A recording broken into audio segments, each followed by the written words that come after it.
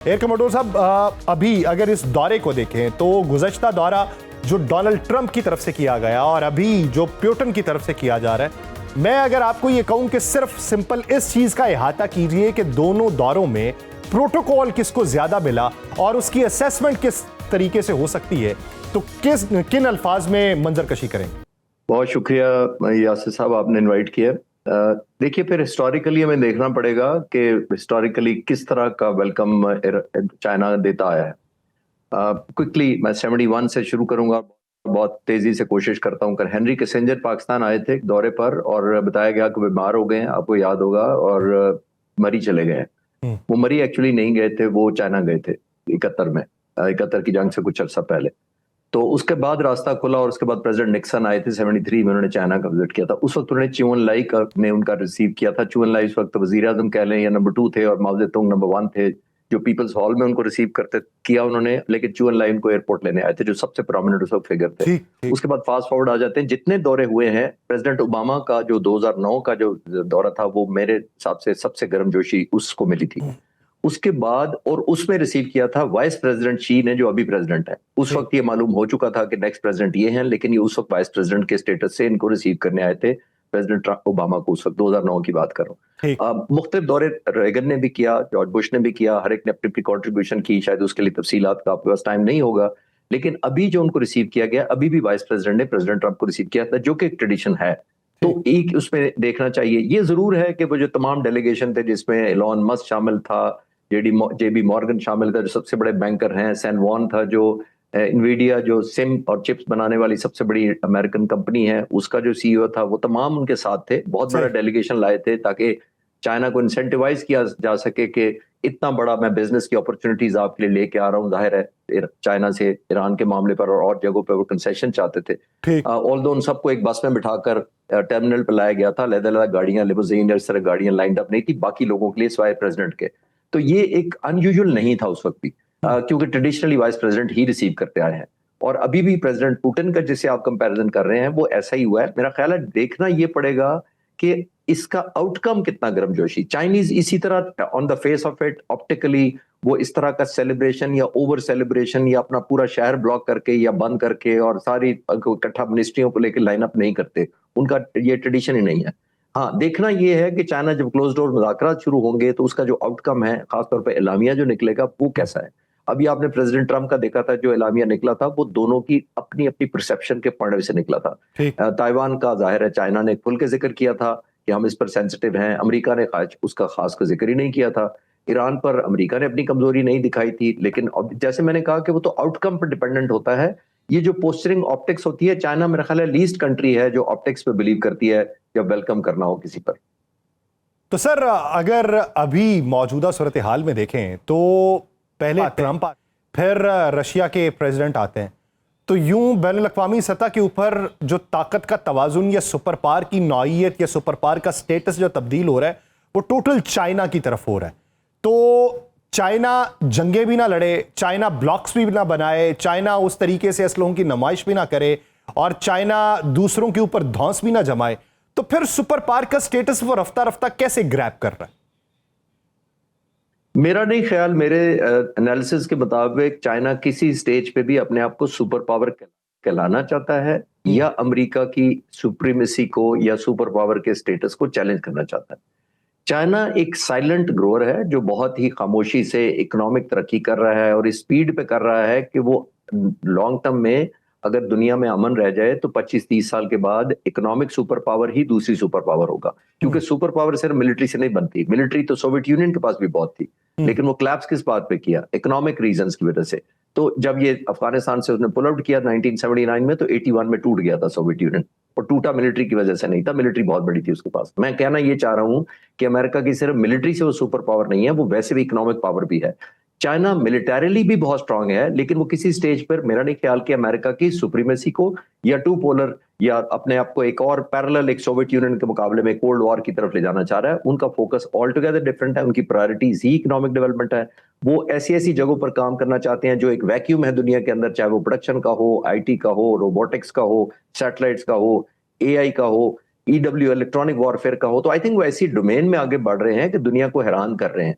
और अल्टीमेटली दुनिया बेशक सर मैं आपकी दुनिया बात खुद मान से जाएगी मैं कि आपकी ये बात पावर। से मुत्तफिक तो हूँ, लेकिन माजरत चाहता हूँ सर, 100% हो नहीं पा रहा।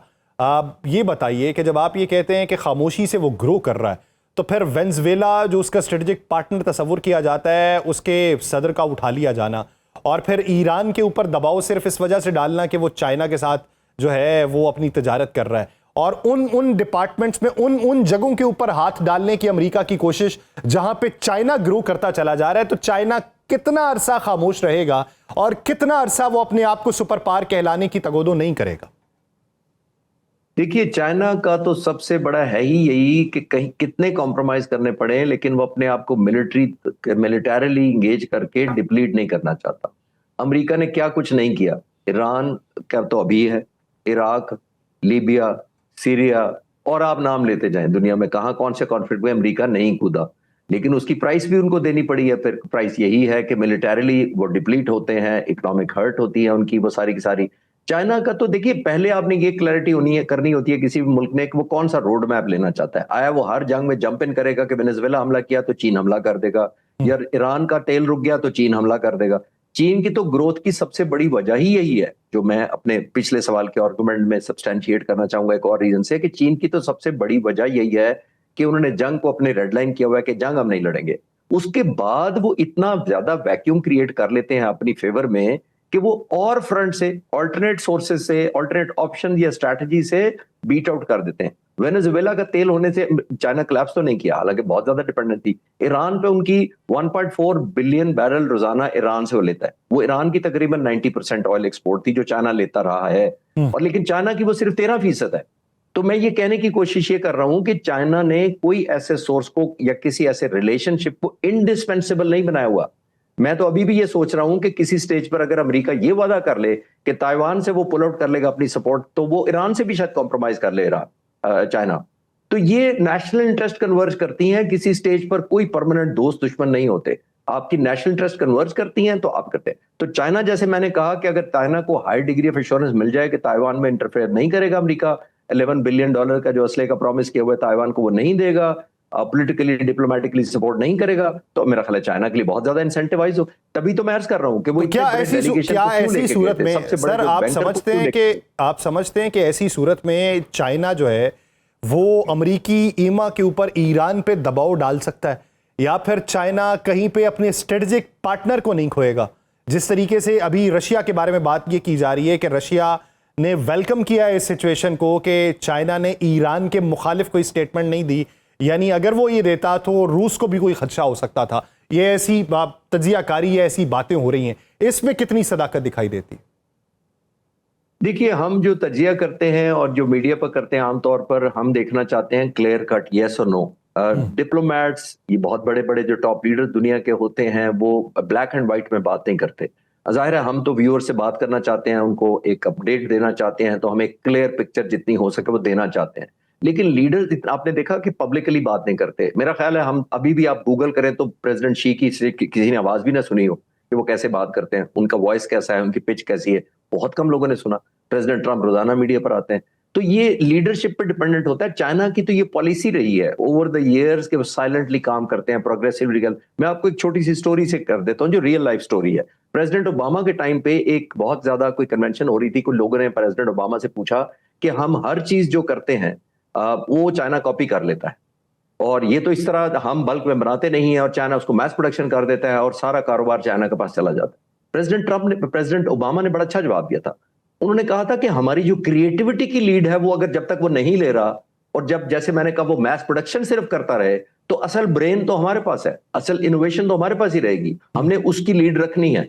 तो अब दोनों फर्क मैंने अब बताने की कोशिश की है कि अमेरिका अपनी तरह से लीड रखना चाहता है, लेकिन चाइना, मैं नहीं कह रहा ओबामा साहब के जमाने में तो होगा 2009 में कि वो बल्क प्रोडक्शन करके, मैस प्रोडक्शन करके या कॉपी करके चीजों को बेचता हो। अब बहुत ज्यादा चाइना आगे चला गया है। तो मेरा ख्याल है कि चाइना की ये पॉलिसी है ही नहीं।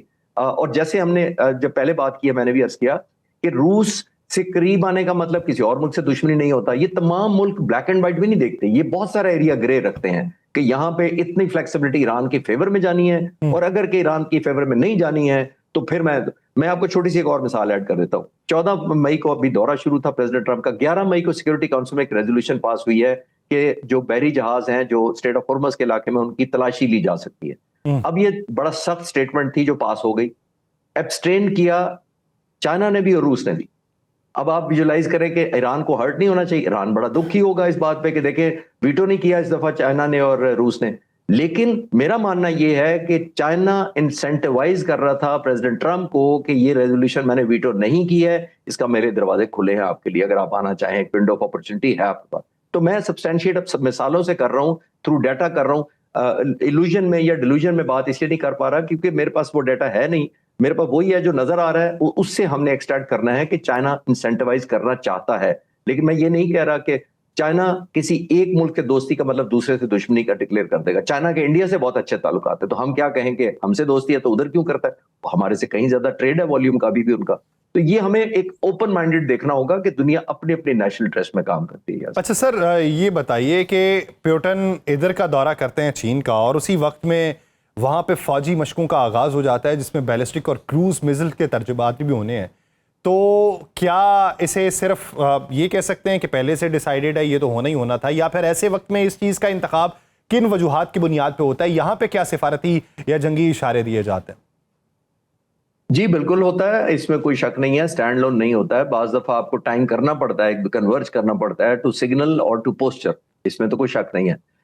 ये एक सिग्नलिंग होती है, एक पोजीशन ऑफ स्ट्रेंथ होती है। प्रेसिडेंट ट्रंप ने भी देखा आपने कि बहुत ज्यादा कोशिश की कि चाइना के दौरे से पहले ईरान का किसी ना किसी तरीके से मसला हल कर लें, क्योंकि वो नहीं देखना चाहते थे अपने आप को ऐसा सदर जो चाइना लैंड कर रहा है बीजिंग, लेकिन उसके पास भी एक डिमांड या ख्वाहिश है जो अनफुलफिल्ड है, जिसका मतलब है जिसका उसको कॉम्प्रोमाइज करना पड़ सकता है। तो ये दुनिया में होता आया है कि आप पोजीशन ऑफ स्ट्रेंथ से बातचीत करते हैं, पोजीशन ऑफ स्ट्रेंथ से विजिट करते हैं, और जाहिर है पोस्टिंग जब करते हैं तो उसको टाइम करते हैं उसके साथ ऐसा ताकि सिग्नल किया जाए। ये बिल्कुल पॉसिबल है इसका मतलब, लेकिन उसका फिर हैविंग सेड दैट उसका मतलब ऑल आउट वॉर भी नहीं होता, कोई अटैक भी नहीं होता। अपने शो ऑफ स्ट्रेंथ करना होता है, उसको सिंक करना होता है अपने विजिट या डिप्लोमेटिक प्रेशर के ऊपर जो आप करना चाहते हैं।